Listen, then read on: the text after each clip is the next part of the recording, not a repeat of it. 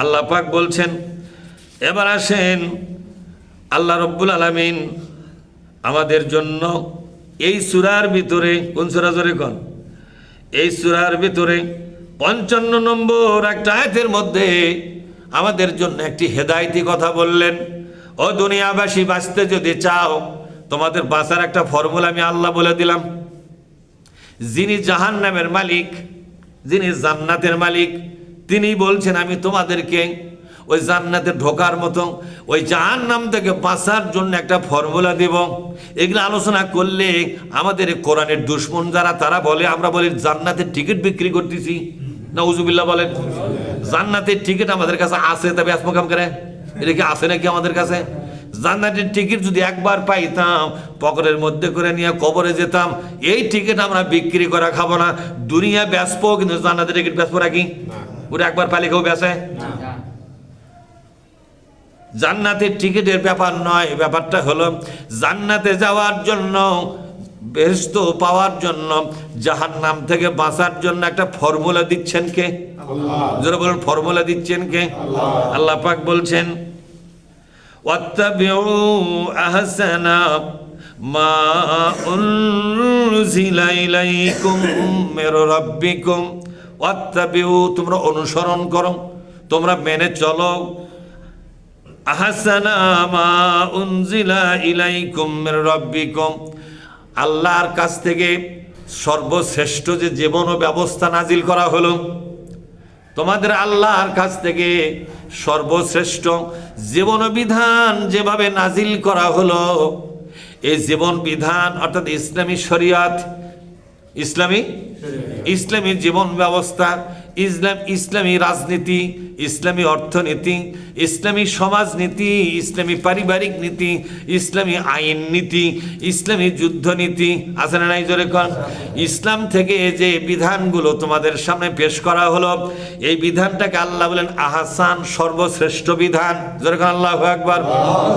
রাজনীতি মানে কি? রাজ মানে হলো শ্রেষ্ঠ, নীতি মানে হলো আইন ও বিধান। শ্রেষ্ঠ আইন ও বিধান কোনটা দুনিয়ায় বলেন? ওই সলিমুদ্দিন পার্টিরা বলে ওদের রাজনীতি ভালো, কলিমুদ্দিন পার্টিরা বলে ওদের রাজনীতি ভালো, সকিনার দলের লোকেরা বলে ওদের রাজনীতি ভালো। বলে কে? বলে না। জরিনার দলের লোকেরা বলে জরিনার রাজনীতি ভালো। কিন্তু আল্লাহ পাক বলছেন, আমি যে রাজনীতি নামালাম, আমি যে অর্থনীতি নামালাম, আমি যে রাষ্ট্র ব্যবস্থা নামালাম, এটা দুনিয়ার সমস্ত মানুষের বানানো ব্যবস্থার চাইতে শ্রেষ্ঠ ব্যবস্থা। তাহলে আপনি জরিনারটা কবুল করবেন নাকি? এখন যদি আপনি জরিনার পার্টি করেন, তখন আল্লাহকে আপনি বলে দিলেন যতই বলো তোমারটাই শ্রেষ্ঠ, কিন্তু তোমারটা খুঁজে খাজে দেখলাম এই বাংলাদেশে তোমারটা চলবে না, ওটা সৌদি আরবে চলতে পারে, আমার বাংলাদেশে চলবে না গো প্রভু। তোমার নামাজ চলতে পারে, তোমার রোজা চলতে পারে, তোমার হজ চলতে পারে, তোমার জিকির চলতে পারে, তোমার নবীর দাড়িও চলতে পারে, তোমার নবীর পাঞ্জাবি জুব্বা টুপি সেটাও চলতে পারে, কিন্তু তুমি যে বলেছো রাষ্ট্র ব্যবস্থা হিসাবে, রাষ্ট্রবিধান হিসাবে, রাষ্ট্রীয় সংবিধান হিসাবে, রাষ্ট্রীয় অর্থনীতি হিসাবে, রাষ্ট্রীয় আইন নীতি হিসাবে তোমারটা শ্রেষ্ঠ, মানতে পারলাম না। এই জন্য আমি সখিনার দলে যাইয়া দল করতেছি। এটা কি আলহামদুলিল্লাহ পড়ার জায়গা? এটা কি বললেন আপনারা? আমি শুনে পাইনি। যাক, এবার ঠিক হচ্ছে। তাহলে যারা নাকি সখিনার পার্টি করলো, তারা আল্লাহকে বুড়া আঙ্গুল দেখালো। কতক্ষণ না কেন? আল্লাহ তোমার কোরআনে যতই বলো তোমার রাজনীতি শ্রেষ্ঠ, তোমার এই কথা মানতে পারলাম না, তোমার কথা তোমার মুখত থাকুক, আমার কাছে আসবে না। আমার কাছে ভালো হলো, আমার কাছে ভালো হলো সখিনার রাজনীতি, আমার কাছে ভালো হলো সলিমুদ্দিন পার্টি, আমার কাছে ভালো হলো কলিমুদ্দিন পার্টি, আমার কাছে ভালো হলো রানী বিলকিসের পার্টি, আমার কাছে ভালো হলো জয়লালের পার্টি। মানুষের আইনের পার্টি, মানুষের আদর্শের পার্টি আমার কাছে ভালো। ঠিক না ব্যাটিক জোরে কর? আচ্ছা ভাই বলেন তো, এদেশের যত মানুষের আইনের দল আছে, সেই দলের একটা বুড়া নেতা আছে, হয় বেঁচে আছে নাই মরে গেছে, ঠিক না? ওরা কি বলে? আমাদের দলটা ওই বুড়া নেতার আদর্শের দল, বলে কি বলে না? যেমন ধরেন শেখ মুজিবের পার্টি যারা করে, আওয়ামী লীগের ভাইয়েরা বলে আমরা মুজিবের আদর্শের লোক, ঠিক না? কতক্ষণ না কে? আবার জিয়ার পার্টি যারা করে তারা বলে আমরা জিয়ার আদর্শের লোক, আমরা ক্ষমতায় গেলে জিয়ার আদর্শ কায়েম করব।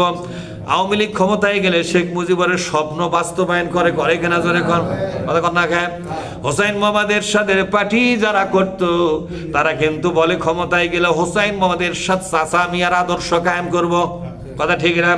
কিন্তু এমন একটা দল আপনি দেখান আছে কিনা, জানা আছে কিনা রে বন্ধু, যারা বলে ক্ষমতায় গেলে আমাদের আদর্শ হবে মুহাম্মাদুর রাসূলুল্লাহ।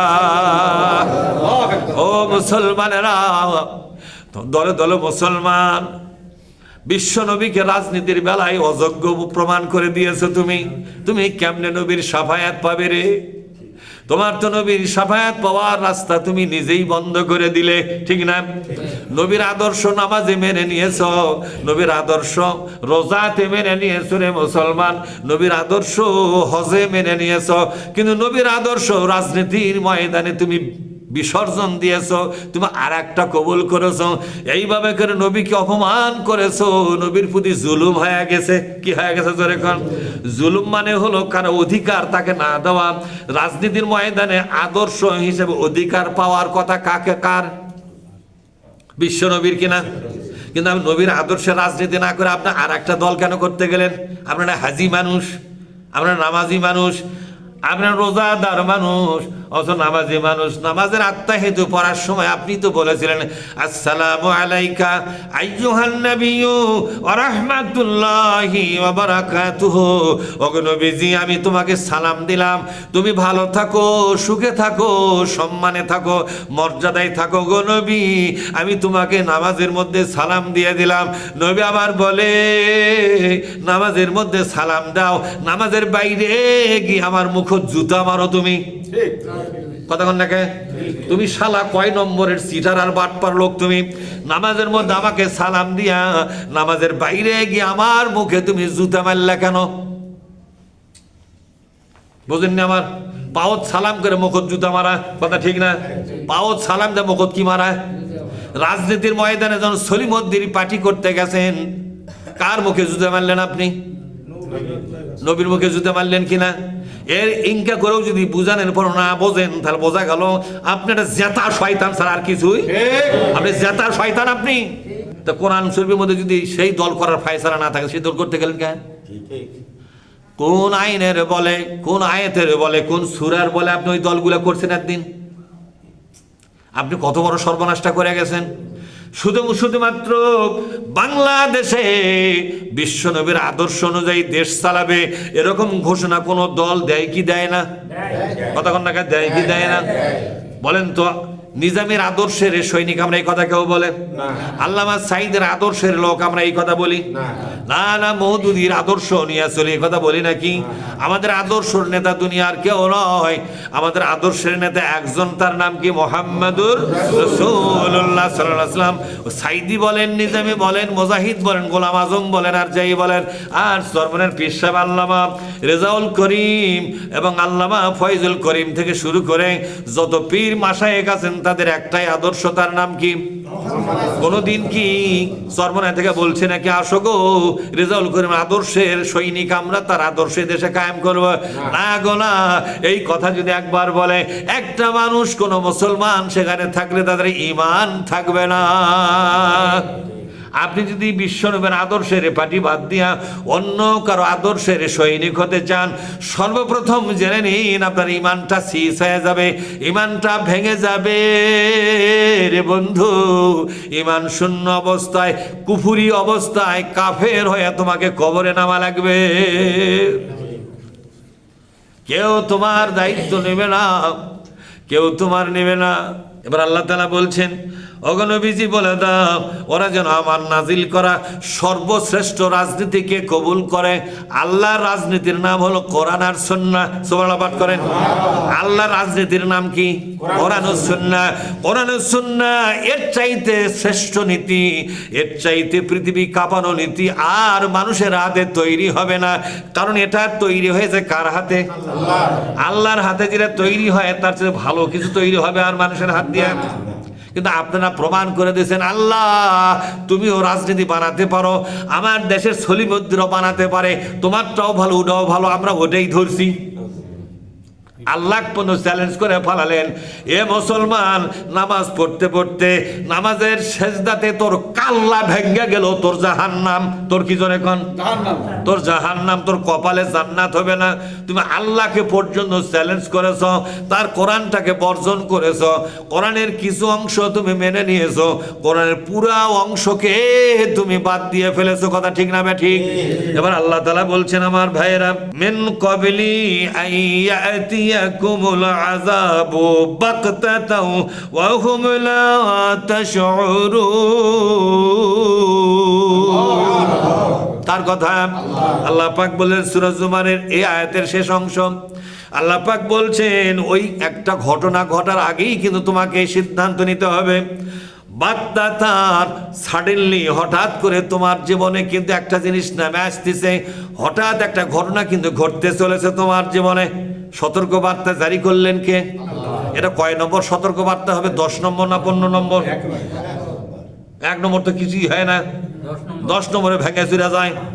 আল্লাহটা কি 10 নম্বরে 100 নম্বর হবে? এটা কিসের 10 আর কিসের 20? ঠিক না? আল্লাহ পাক চূড়ান্ত সতর্ক বার্তা জারি করলেন। এটা আবহাওয়া অফিস নয়, আরশে আজিমের অফিস থেকে সতর্কতা এসেছে কত বছর আগে?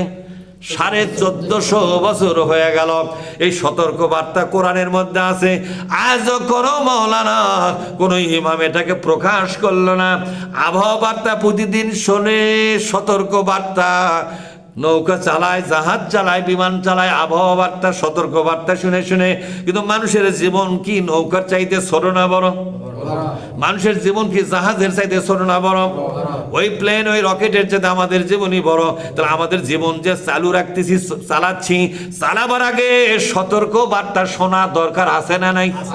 কিন্তু আপনি তো তা শুনলেন না। ওই যে জাহাজ চালাচ্ছেন, শোনোরে সতর্ক বার্তা কি কয়? বলে কি বলে না?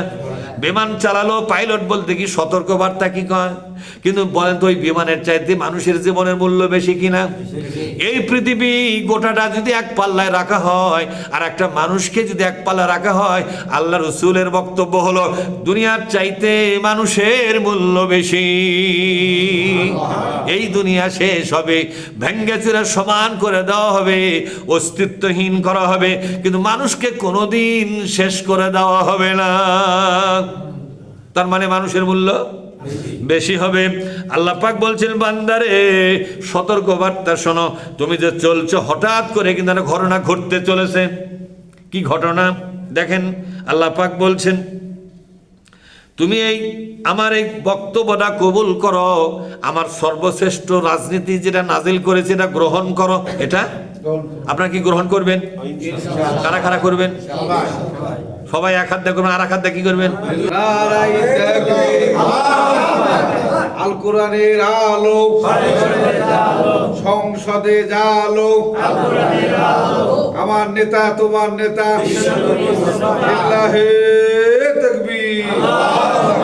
আল্লাহ বলছেন আমার সতর্ক বার্তা হলো প্রত্যেকটা মানুষের জীবনে হঠাৎ করে একটা ঘটনা কিন্তু ঘটতে চলেছে। সেই ঘটনা হলো কি ঘটনা শোনেন, আইয়াতিয়াকুমুল আযাবা বাগতাতান।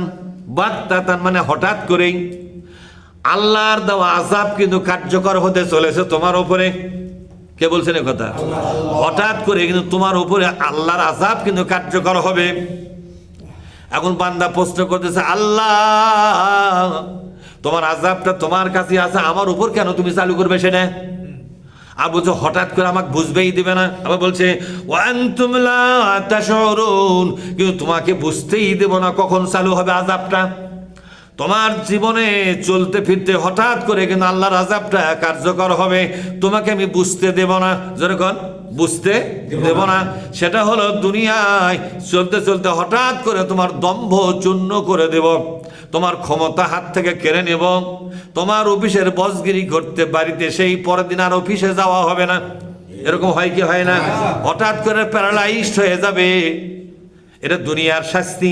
হঠাৎ করে শুনতে পাবে তোমার বউ বাড়িতে নাই, বার হয়ে গেছে, তোমার সন্তান মাদকাসক্ত হয়ে এক জায়গায় পড়ে আছে, হঠাৎ করে শুনতে পাবে তোমার সন্তান অ্যাক্সিডেন্ট হয়ে মারা গেছে, হয় কি হয় না?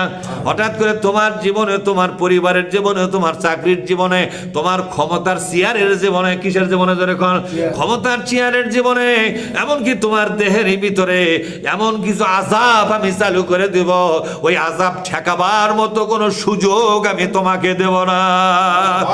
এটা বিনা নোটিশে কার্যকর করব, কোনো নোটিশ দেব না রে। ও আনতুম লা তাশউরুন, বলেন ও আনতুম লা তাশউরুন, ওগো বান্দা কোনো নোটিশ দিয়ে এটা করব না, হঠাৎ করে চালু করে দেবো আমি তোমার উপর আমার প্রতিশোধ, তুমি টেরই পাবে না কখন কি হয়ে গেল। কখন কি হয়ে গেল?